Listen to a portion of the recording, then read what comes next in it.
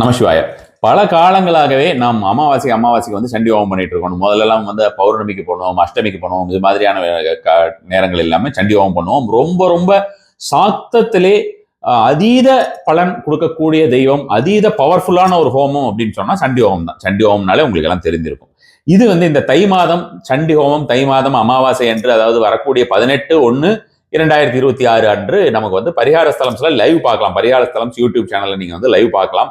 மதியம் 2:15 முதல் நமக்கு வந்து சண்டி ஹோமம் நடைபெறவிருக்கிறது. இந்த சண்டி ஹோமத்துல முக்கியமா உங்ககிட்ட சொல்ல வேண்டிய ஒரு விஷயம் என்னன்னு பாத்தீங்கன்னா, கலச ஜலம் பிரசாதம் அப்படின்றது. இந்த கலச ஜல பிரசாதம் என்னன்னா, நம்ம சுவாமிக்கு கலச ஜலத்தில் தான் சுவாமியை நம்ம வந்து ஆவாகனம் பண்றோம் இல்லையா?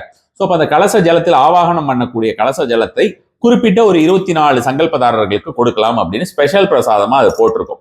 யாரெல்லாம் சங்கல்பம் செய்து கொள்ள விரும்புகிறீர்களோ அவர்களெல்லாம் போயிட்டு நீங்க தாராளமான முறையில poojahoam.org போய்க்கலாம். ஆல்ரெடி கொஞ்சம் இல்லாம ஆல்மோஸ்ட் பாத்தீங்கன்னா 50% மேல புக் ஆயிடுச்சு.